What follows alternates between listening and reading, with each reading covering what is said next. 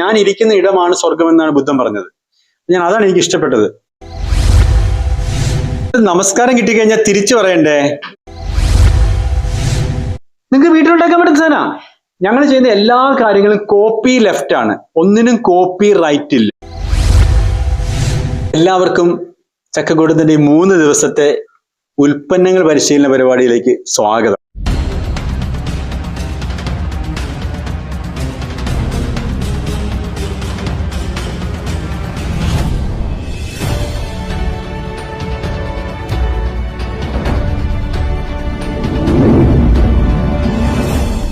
എല്ലാവർക്കും നമസ്കാരം. നമ്മളൊരു നമസ്കാരം കിട്ടിക്കഴിഞ്ഞാൽ തിരിച്ചു പറയണ്ടേ? നമസ്കാരം. എല്ലാവരും ഭക്ഷണം കഴിച്ചാന്ന് വിചാരിക്കുന്നു. ഭക്ഷണം കഴിക്കാത്തവരെ നമ്മൾ മാനേജ് ചെയ്തിട്ടുണ്ട്. പിന്നെ വടകര ഭാഗത്തുനിന്ന് വന്ന ചിലർ ഭക്ഷണം കഴിച്ചിട്ടില്ല. അതിനിപ്പം ചായയും കടിയും കിട്ടിയോ? അല്ല, വടകരക്കാർക്ക് ചായയും കടിയും കിട്ടിയില്ല. ഇവിടെ ഇരിപ്പുണ്ട്. തീർന്നോ? അത് സംഘടിപ്പിക്കാൻ നോക്കാം, പരിഹരിക്കാം. എല്ലാത്തിനും പരിഹാരം ഉണ്ടല്ലോ. എന്റെ പേര് അനിൽ ജോസ് എന്നാണ്. നിങ്ങൾ ഒരു പ്രാവശ്യമെങ്കിലും സംസാരിച്ചിട്ടുണ്ടാവും അല്ലേ? കണ്ടിട്ടുണ്ടാവില്ല. ഏതാണ് ഭീകര ജീവി എന്നല്ലേ?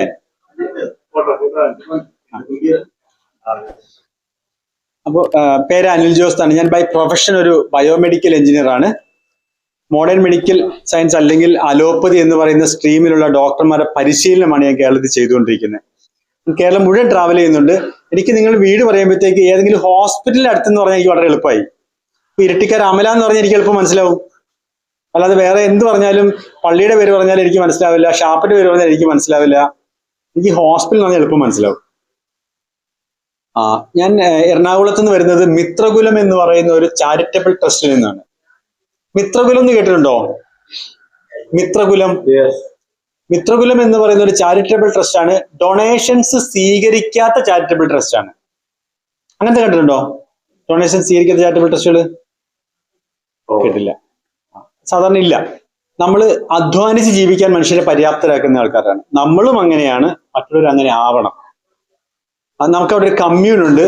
മനുഷ്യന്മാരെ ഒരുമിച്ച് താമസിക്കുന്നതാണ്. ആണ്, പെണ്ണ്, trans, single parent, living together, LGBT, senior citizen, married, divorce, disabled, എല്ലാവരും ഒരുമിച്ച് താമസിക്കുന്നത്.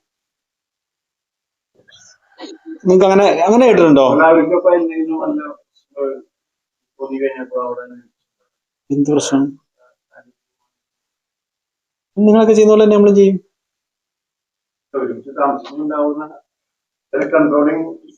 എന്തിനാ? നമ്മുടെയൊക്കെ ധാരണയാണ് നമ്മളിങ്ങനെ കൺട്രോൾ ചെയ്യണമെന്ന്. നിങ്ങൾ തേനീച്ചകളെയോ ഉറുമ്പുകളെയോ കണ്ടിട്ടുണ്ടോ? കേരള പോലീസ് അവിടെ ഗവേൺ ചെയ്യുന്നൊന്നുമില്ല. അവരെല്ലാവരും സിസ്റ്റമാറ്റിക് ആയിട്ട് അങ്ങനെ പോയിക്കൊണ്ടിരിക്കുകയാണ്. തേനീച്ചയിലെ പെൺ ഈച്ചയാണ് പിന്നീട് റാണിയായി ഡെവലപ്പ് ചെയ്യുന്നതൊക്കെ അറിയാലോ അല്ലെ? അല്ലാതെ റാണിന്ന് വേറെ വർഗമൊന്നുമല്ല. അവര് എന്ത് കൊടുത്തിട്ട് ജോഷിട്ടാ വളർത്തുന്നത്? തേനീച്ചയായിട്ട് ബന്ധപ്പെട്ട ആരുണ്ട് ഇവിടെ? Royal jelly.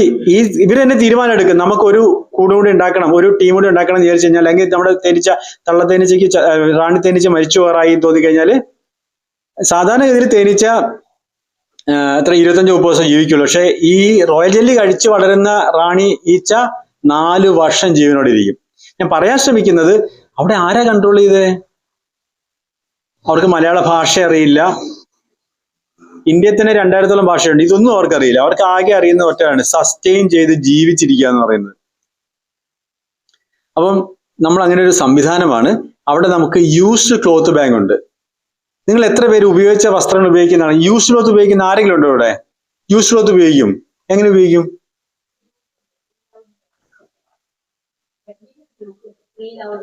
Pre loud. അതാണ് ശരിയായ വാക്ക്. പ്രീ ലൗഡ് വാങ്ങിക്കും. മാം ഉപയോഗിക്കുന്നുണ്ടോ ഉഷ? എക്സാക്ട്ലി. നിങ്ങളുടെ വസ്ത്രങ്ങള് എല്ലാ ദിവസവും കടയിൽ പോയി പുതിയത് മേടിച്ചിട്ടല്ലല്ലോ ഉപയോഗിക്കുന്നത്. നിങ്ങൾ നിങ്ങളുടെ വസ്ത്രങ്ങൾ അലക്കി ആണല്ലോ വീണ്ടും ഉപയോഗിക്കുന്നത്. അപ്പൊ യൂസ്ഡ് ക്ലോത്ത് നിങ്ങൾ ഉപയോഗിക്കുന്നുണ്ട്. ഇനി നിങ്ങൾ പുതിയ വസ്ത്രമാണ് മേടിക്കുന്നതെങ്കിൽ അതിനു മുമ്പ് ആരും ട്രയൽ പോലും നോക്കിയിട്ടില്ല എന്നൊക്കെ ഉറപ്പാണോ? നിങ്ങൾ തയ്പ്പിക്കുന്നതാണെങ്കിലും ആ ടൈലറുടെ വൈഫ് ചിലപ്പോൾ 2 ദിവസം വിട്ടൊക്കെ നന്നാണെന്നൊക്കെ നോക്കിയിട്ട് തന്നിട്ടുണ്ടാവുക. അല്ലെങ്കിൽ അവരുടെ മകൻ എടുത്തൊക്കെ ഉപയോഗിച്ചിട്ടൊക്കെ ഉണ്ടാവാം. അപ്പം അവര് ഒഴികെ ബാക്കി നിങ്ങൾ അറിയാതെ യൂസ്ഡ് ക്ലോത്ത് ഉപയോഗിക്കുന്നു, ഞങ്ങൾ അറിഞ്ഞുകൊണ്ട് ഉപയോഗിക്കുന്നു. അത്രേ വ്യത്യാസമുള്ളൂ. അപ്പൊ യൂസ്ഡ് ക്ലോത്ത് ബാങ്ക് ഉണ്ട്. ഞങ്ങൾ ഇന്നർവെയർ ഒഴികെ നിങ്ങളുടെ വസ്ത്രങ്ങൾ നിങ്ങൾക്ക് ആവശ്യമില്ലാതാകുമ്പോഴത്തേക്ക് നമ്മൾ കളക്ട് ചെയ്യും. നിങ്ങൾ കത്തിക്കാനോ കളയാനോ വെച്ച് കളക്ട് ചെയ്യും. എന്നിട്ട് അത് അവിടെ അലക്കി വൃത്തിയാക്കി വെച്ചിട്ടുണ്ടാവും. നിങ്ങൾക്കത് വാങ്ങാം. പാവപ്പെട്ടവർക്ക് സൗജന്യം കൊടുക്കാനല്ല. നിങ്ങൾക്കൊരു ധാരണയുണ്ട്, നിങ്ങൾ ഉപയോഗിച്ച് കഴിഞ്ഞാൽ നിങ്ങളുടെ വേസ്റ്റ് മുഴുവൻ കൊണ്ട് തള്ളാനുള്ള സ്ഥലമാണ് പാവപ്പെട്ട മനുഷ്യരുടെ വീടുന്നല്ലേ. നിങ്ങളുടെ ആവശ്യം കഴിയുമ്പം വേസ്റ്റ് ഒഴിവാക്കാൻ. ഇന്നത്തെ സാഹചര്യം നിങ്ങളെക്കാളും കുറച്ച് സാമ്പത്തിക പ്രശ്നം ഉണ്ടാവും. അവർ ഒരുപക്ഷെ ഇതിനു മുമ്പ് നന്നായിട്ടിരുന്നായിരിക്കും, മുന്നോട്ട് പോകുമ്പോൾ നന്നായിട്ടിരിക്കുന്നവരാവും. റെസ്പെക്ട് വേണം അങ്ങോട്ടും ഇങ്ങോട്ടും. നമ്മൾ ചെയ്യുന്നത് പണം തന്ന് വാങ്ങണം നമ്മുടെ കയ്യിൽ നിന്ന്. മിത്രകുലത്തിൽ നമ്മുടെ സൗജന്യം സ്വീകരിക്കുന്നതിൽ ആർക്കും സൗജന്യമില്ല. ഇന്ത്യൻ ഭരണഘടന പറയുന്നത് പോലെ അന്തസ്സോടെ ജീവിക്കാനുള്ള സാഹചര്യം ഉണ്ടാക്കുകയാണ് നമ്മൾ ചെയ്യുന്നത്. മറ്റുള്ളവർ എന്ത് ചെയ്യും അതൊക്കെ അവരുടെ പേഴ്സണൽ കാര്യം. അവർ ഡൊണേഷൻ മേടിക്കുകയോ ഒക്കെ ചെയ്തോട്ടെ, നമ്മളതിനെ എതിർക്കുന്നൊന്നുമില്ല. നമ്മൾ ചെയ്യുന്നില്ല, അത്രയേ ഉള്ളൂ. ക്ലിയർ ആയോ? ക്ലാരിറ്റി വേണം. അതുകൊണ്ട് ഞാൻ പറയാൻ ശ്രമിക്കുന്നത്. എന്നിട്ട് അതിന് പറ്റാത്തത്, ഇപ്പൊ ഞാനിട്ടിരിക്കുന്ന ഈ രണ്ടും ഇതുണ്ടോ, ഇത് രണ്ടും യൂസ് ആണ്. ആരോ നേരത്തെ സ്നേഹത്തോടെ ഉപയോഗിച്ചാണ്, അവർ ഇഷ്ടപ്പെട്ട് കടയിൽ പോയി മേടിച്ചത്. പ്രീ ലൗഡ്, മുൻപ് സ്നേഹിച്ചിരുന്നാണ് അവരതിനെ. പ്രീ ഓൺഡ് എന്ന് പറയും. മെഡിക്കൽ എക്യുപ്മെന്റ് കാര്യങ്ങൾ പ്രീ ഓൺഡ് എന്ന് പറയും, അല്ലെങ്കിൽ മുൻപ് ഉപയോഗിച്ച യൂസ്ഡ് ക്ലോത്ത് എന്ന് പറയും. അത്തരം വസ്ത്രങ്ങൾ അവിടെ വെച്ചിട്ടുണ്ടാവും. നിങ്ങൾക്ക് താല്പര്യമുള്ളവർക്ക് വേണമെങ്കിൽ വാങ്ങാം. അതിന് പറ്റാത്തത് എന്ത് ചെയ്യും? നമ്മൾ പ്രൊഡക്ട്സ് ആക്കും, ഉൽപ്പന്നങ്ങളാക്കും. ഈ ബാഗ് കണ്ടോ, ഇത് എന്തിൽ നിന്നുണ്ടാക്കിയതാ? എത്ര എണ്ണത്തിൽ നിന്ന്? 2 or 3 സാധനത്തിൽ നിന്നൊക്കെയാണ് എടുത്തിരിക്കുന്നത് അല്ലേ. ഇത് യൂസ്ഡ് ക്ലോത്തിൽ നിന്നുണ്ടാക്കിയതാണ് നിങ്ങൾ മനസ്സിലാകുന്ന രീതിയിലാണ് നമ്മൾ ചെയ്യുക. നിങ്ങളൊക്കെ ട്രെയിനിൽ യാത്ര ചെയ്യുന്ന ആൾക്കാരല്ലേ. ട്രെയിനിൽ നിങ്ങൾക്ക് മൊബൈൽ ചാർജ് ചെയ്യാൻ വേണ്ടി സോക്കറ്റ് ഉണ്ടാവും അല്ലേ. ഫോൺ അവിടെ വയ്ക്കും. നിങ്ങൾ അരികായിരിക്കുന്നെങ്കിൽ നിൽക്കുക, അല്ലെങ്കിൽ നിങ്ങൾ എന്ത് ചെയ്യും? ഞങ്ങൾ ഡെവലപ്പ് ചെയ്തൊരു പ്രോഡക്റ്റ് ആണിത്. ഇതിൽ നിങ്ങൾക്ക് ഈ ചാർജിങ് സോക്കറ്റ് ഇങ്ങനെ കണക്ട് ചെയ്യാം, എന്നിട്ട് ഫോൺ ഇതിനകത്ത് വെക്കാം. നിങ്ങൾക്ക് വീട്ടിലുണ്ടാക്കാൻ പറ്റുന്ന സാധന. ഞങ്ങൾ ചെയ്യുന്ന എല്ലാ കാര്യങ്ങളും കോപ്പി ലെഫ്റ്റ് ആണ്, ഒന്നിനും കോപ്പി റൈറ്റ് ഇല്ല. അറിവ് ഇതൊക്കെ നമ്മൾ എവിടെ ഉണ്ടാക്കിയതാണോ? Copy right. എന്താ പരസ്യം എടുത്തിട്ട് എല്ലാം നിങ്ങൾ കാണിച്ചു തരാം. നിങ്ങൾക്ക് ഇത് ചുമ്മാ വീഡിയോ ഉണ്ടാക്കി. ഇതുപോലെ എനിക്ക് ഇഷ്ടംപോലെ സാധനം ഉണ്ടാക്കാം. ഇത് ചുമ്മാ ഒരു സഞ്ചി ഉണ്ടാക്കിയതാ. 2 തുണി ചുമ്മാ എടുത്തിട്ട് വട്ടത്തിൽ വെട്ടിണ്ടാക്കി, വെറുതെ ഒട്ടിച്ചു, വെറുതെ സ്റ്റിച്ച് ചെയ്തു. ഇതെന്തിനുള്ളതാ?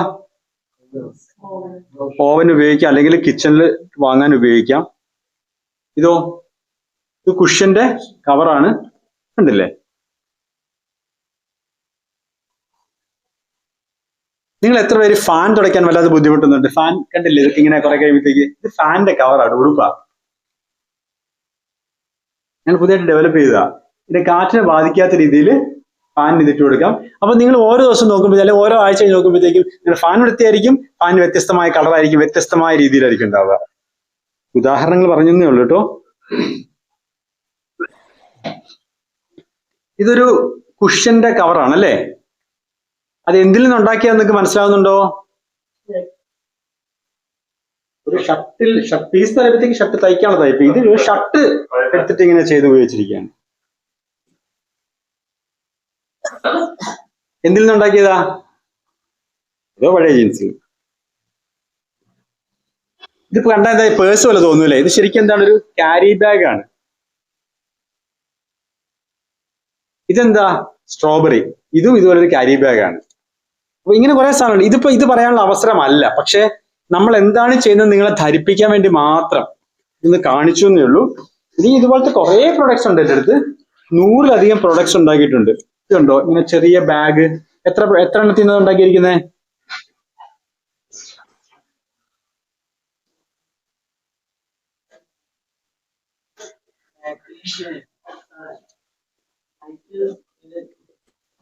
ഇവിടെ ലൈറ്റ് പോരെ?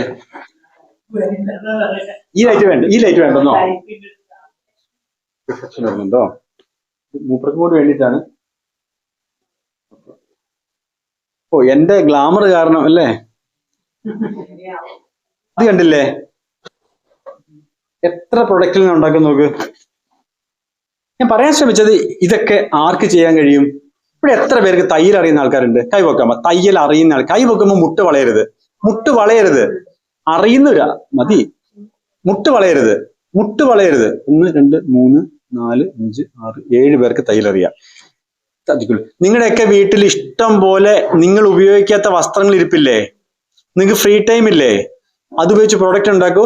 നിങ്ങൾ ഉണ്ടാക്കുന്ന മുഴുവൻ സാധനങ്ങൾ വാങ്ങാൻ മിത്രകുലം തയ്യാറാണ്. ഐ റിപ്പീറ്റ്, നിങ്ങൾ ഉണ്ടാക്കുന്ന മുഴുവൻ സാധനം വാങ്ങാൻ മിത്രകുലം തയ്യാറാണ്. പക്ഷെ ചില കാര്യങ്ങളുണ്ട്, അത് എന്നെ പേഴ്സണലി വിളിച്ചത്, ഇത് അതിനുള്ള അവസരമല്ല. ഇത് നമ്മൾ എന്തിനാ വന്നിരിക്കുന്നത്? ബോധ്യമൊക്കെ എല്ലാവർക്കും ഉണ്ട്. എല്ലാവരും അല്ല, ഇത് തുടങ്ങും. അല്ല, ഞാൻ പറഞ്ഞു വെച്ചാൽ നിങ്ങൾക്ക് ഇൻട്രൊഡക്ഷൻ, നിങ്ങൾക്ക് ചില കാര്യങ്ങൾ പറഞ്ഞു തരാണ്. ആരാണ് ഇതിന്റെ പിന്നിൽ, എന്താണ് ഇവരുടെ മോട്ടീവ് എന്നൊക്കെ അറിയണ്ടേ? അല്ലാതെ ഇവന്മാർ വല്ലോ ഭീകര ടീമൊക്കെ ആണെങ്കിലോ എന്താണെന്ന് അറിയാൻ വേണ്ടിയാണ്. നാളെ നിങ്ങൾ ഇതൊക്കെ അറിയുന്ന സമയത്ത് ഓഹോ ഇത് ചക്കയെന്ന് പറഞ്ഞാൽ ഇവന്മാർ ഇതാണ് പരിപാടി എന്ന് പറഞ്ഞു ഇതൊക്കെ ഉണ്ട്. ഇതുപോലെ നമുക്ക് used geriatric care products bank ഉണ്ട്. ഉപയോഗിച്ച മുതിർന്നവരോ അപകടത്തിൽപ്പെട്ടവരോ രോഗികളായ ആൾക്കാർ ഉപയോഗിച്ച സാധനം നിങ്ങൾ എന്ത് ചെയ്യും? Wheel chair, walker, crutches, air bed, water bed, ICU cot, oxygen concentrate, BP apparatus, glucometer പോലുള്ള സാധനങ്ങൾ നിങ്ങൾ ആവശ്യം കഴിഞ്ഞാൽ എന്ത് ചെയ്യും? ആണോ? സാധാരണഗതിയിൽ അട്ടത്ത് കൊണ്ടിടും, അല്ലെങ്കിൽ ആക്രിക്ക് വെള്ളം കത്തിക്കും. ഞാൻ ബൈ പ്രൊഫഷൻ ബയോമെഡിക്കൽ എഞ്ചിനീയർ എന്ന് പറഞ്ഞു. ഞങ്ങളുടെ സംഘടനയുണ്ട് കേരളത്തിൽ ബയോമെഡിക്കൽ എഞ്ചിനീയേഴ്സിന്റെ. നിങ്ങൾ ഇത് കളക്ട് ചെയ്യാൻ തയ്യാറാണെങ്കിൽ പാലിയേറ്റീവ് കെയർ, കുടുംബശ്രീ, ഹരിതകർമ്മസേന വഴി ഇത് ആവശ്യം കഴിഞ്ഞ് കളക്ട് ചെയ്തോളൂ. അത് നമ്മൾ റിപ്പയർ ചെയ്ത് ഫുള്ളി ഫങ്ഷനിലാക്കിയിട്ട് വീണ്ടും ആവശ്യമുള്ളവർക്ക് പാലിയേറ്റീവ് കെയർ, കുടുംബശ്രീ, ഹരിതകർമ്മസേന വഴി കോഷൻ ഡെപ്പോസിറ്റ് മേടിച്ച് നമ്മൾ കൊടുക്കും. എന്തിനാ കോഷൻ ഡെപ്പോസിറ്റ് മേടിക്കുന്നത്? തിരിച്ചു കൊണ്ടുവന്ന് തരണം. കാരണം ഇത് സൈക്കിൾ ചെയ്തുകൊണ്ടിരിക്കണം. ഇപ്പൊ തുണിയുടെ കാര്യം ആലോചിച്ച് നോക്കൂ. എത്രയോ കർഷകര് അധ്വാനിച്ചുണ്ടാക്കിയാണ് ആ പരുത്തി, അല്ലെ? അതിനുശേഷം അത് ഹാർവെസ്റ്റ് ചെയ്ത്, നിങ്ങൾക്ക് അറിയാം, നിങ്ങൾ അതിൽ പരുത്തി എടുത്ത് നോക്കിയിട്ടുണ്ടോ? അതെടുത്ത് പൊട്ടിച്ചെടുക്കി അത് ചെയ്തുകൊണ്ടിരിക്കുന്ന സമയത്ത് അവരുടെ ദേഹം മുഴുവൻ പൊടിയായിരിക്കും, മൂക്കിൽ കണ്ണിലും ഒക്കെ പൊടിയായിരിക്കും. അത് കടഞ്ഞെടുക്കണം, ആ കുരു മാറ്റിയെടുക്കണം, എന്നിട്ട് അത് നൂലാക്കണം, എന്നിട്ട് പിന്നെ ചർക്ക ഉപയോഗിച്ചിട്ട് സ്പൂണിലേക്ക് ചുറ്റിയെടുക്കണം, എന്നിട്ട് പിന്നെ തറി ഉപയോഗിച്ച്, വടകരക്കാർക്ക് അറിയാം നെയ്ത്ത്, അല്ലെ? എത്ര പേര് കണ്ടിട്ടുണ്ട് ഈ സാധനം? 1, 2, 3 കാണാത്തവരുണ്ട് അല്ലെ? അപ്പൊ അതുപയോഗിച്ച് തുണിയാക്കുന്നു, പിന്നെ ഡൈ ചെയ്യുന്നു, അല്ലെങ്കിൽ വേറെ മെഷീനിലൊക്കെ എങ്ങനെയോ അങ്ങനെയൊക്കെ അത്രയും പണിയെടുത്തിട്ട് ആരൊക്കെയോ ചേർന്ന് നിങ്ങളുടെ ശരീരത്തിൽ അളവെടുത്തോ അല്ലെങ്കിൽ അളവെടുക്കാതെ റെഡിമെയ്ഡ് ആൾക്കാർ നിങ്ങൾക്ക് ഉണ്ടാക്കി നിങ്ങൾ ഉപയോഗിച്ച സാധനം നിങ്ങളുടെ ആവശ്യം കഴിഞ്ഞ് നിങ്ങൾ ചുമ്മാ എടുത്ത് കളയുക. ഈ രാജ്യത്ത് ഓരോന്നും എത്രയോ മനുഷ്യരുടെ അധ്വാനത്തിന്റെ ഫലമാണ്, എത്രയോ പേരുടെ വിയർപ്പാണ് അതിലുള്ളത്. അത് നമ്മൾ ഇങ്ങനെ ചെയ്താൽ മതിയോ? അതുകൊണ്ടാണ് നമ്മൾ ഇങ്ങനെ ഒരു ആക്ടിവിറ്റിയിൽ മിത്രകുലമുള്ളത്. നമ്മൾ ചെയ്യുന്ന, നിങ്ങൾ താല്പര്യമുള്ളവർക്ക് ഞാൻ മിത്രകുലത്തിന്റെ വിസിറ്റിംഗ് കാർഡ് തരാം. അതിനകത്ത് നമ്മുടെ ആക്ടിവിറ്റീസ് എല്ലാം മെൻഷൻ ചെയ്തിട്ടുണ്ട്. അത് നിങ്ങൾ പിന്നെ വിളിച്ചാൽ മതി. അതുപോലെ ചക്കയിൽ നിന്ന് ഉൽപ്പന്നം ഉണ്ടാക്കുന്ന നമ്മുടെ ഒരു ആക്ടിവിറ്റിയാണ്. 110ഓളം പ്രൊഡക്ട്സ് നിങ്ങൾ ഉണ്ടാക്കാൻ പഠിപ്പിക്കും. വിവിധ സോപ്പുകള്, വിവിധ ലോഷനുകള്, ചന്ദനത്തിരി, കൊട, മെഴുകുതിരി, അയമോദ ഗുളിക, വായു ഗുളിക, അങ്ങനെ 110ഓളം. നിങ്ങൾക്ക് വീട്ടിൽ അത്യാവശ്യം പെയിൻ ബാം, പെയിൻ കില്ലറുള്ള, അങ്ങനെ കുറേ 110ഓളം പ്രോഡക്ട്സ് നിങ്ങൾ ഉണ്ടാക്കാൻ പഠിപ്പിക്കും. ആർക്കെങ്കിലും താല്പര്യമുണ്ടോ? സ്വന്തം വീട്ടിൽ ആവശ്യമുള്ള സാധനം സ്വയം ഉണ്ടാക്കിയാണ് ആഗ്രഹമുള്ള കൈവയ്ക്കുക,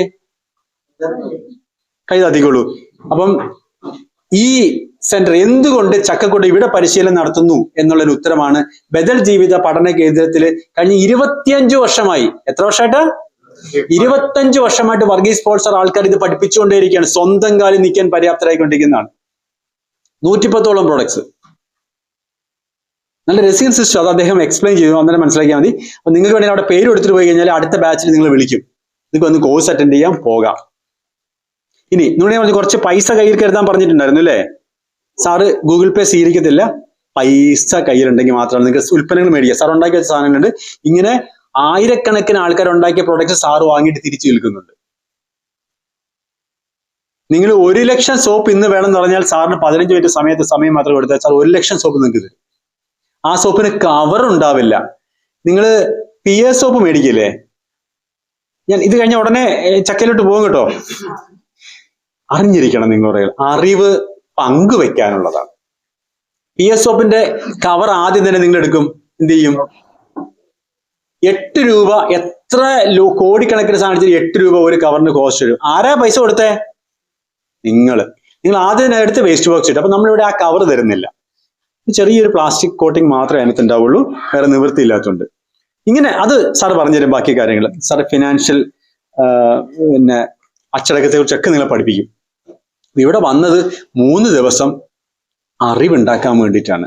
അറിവുള്ള ആൾക്കാരിൽ നിന്ന് അത് ശേഖരിക്കുക. അത് ടീച്ചറിൽ നിന്ന് മാത്രമല്ല, നിങ്ങളുടെ ചുറ്റുമുള്ള ആൾക്കാരിൽ നിന്ന് അപ്പുറത്തും ഇപ്പുറത്തും അവർ ചെയ്യുന്ന കുഞ്ഞു കുഞ്ഞു കാര്യങ്ങൾ പഠിക്കുക. നിങ്ങൾക്ക് ഇതുവരെ അറിയാത്ത കുറേ കാര്യങ്ങൾ കിട്ടാൻ സാധ്യതയുണ്ട്. ഇതൊക്കെയാണ് നമ്മുടെ ആക്ടിവിറ്റി.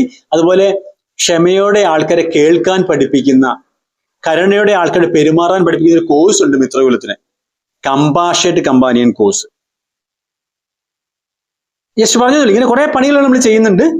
ഒന്നും ഡൊണേഷൻ സ്വീകരിച്ചിട്ടല്ല, പകരം അധ്വാനിച്ച് ജീവിക്കുന്ന ആൾക്കാരാണ് നമ്മൾ.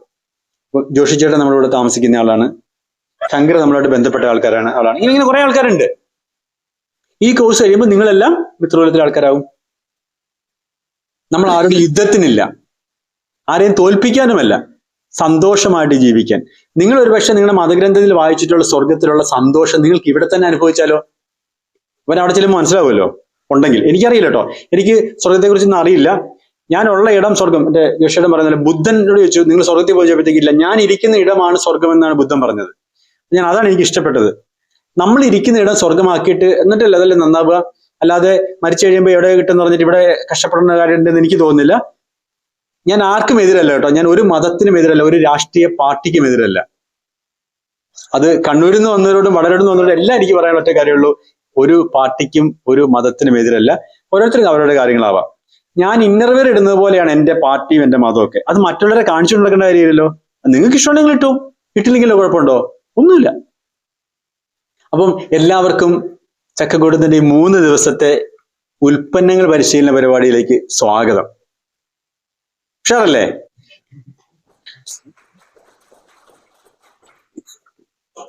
ഞാൻ എൻ്റെ പേര് പറഞ്ഞു, ഞാൻ ബൈ പ്രൊഫഷൻ എന്താന്ന് പറഞ്ഞു. 2018 പ്ലാവിൽ നിന്ന് ചക്ക പറിച്ചു തിന്നാൻ വേണ്ടി എറണാകുളത്ത് കുറെ ചക്കർ കൊതിയന്മാരും കൊതിച്ചുമാരും ചേർന്ന് തുടങ്ങിയതാണ് ചക്കക്കൂട്ടം.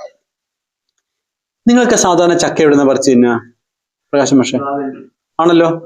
ഞങ്ങൾ ഈ നഗരങ്ങളിലുള്ളവര്, എറണാകുളം ടൗണിലുള്ളവര് എവിടുന്ന ചക്ക കിട്ടാന്നറിയോ? റോഡ് സൈഡിൽ. എവിടെ? ഇപ്പോഴാണ് മാർക്കറ്റിലൊക്കെ ചക്കയൊക്കെ കയറിയത്. അതിനു മുമ്പ് എവിടെയായിരുന്നു? ഓടയുടെ മുകളിലുള്ള സ്ലാബിൽ അല്ലേ? ഓടയുടെ മുകളിലുള്ള സ്ലാബിലാണ് ചക്ക ഉണ്ടായിരുന്നത്. അതും നല്ല കടകട മുന്നിലുള്ള നല്ല സ്ലാബിൽ ചക്ക വയ്ക്കാൻ അന്ന് സമ്മതിക്കുവോ?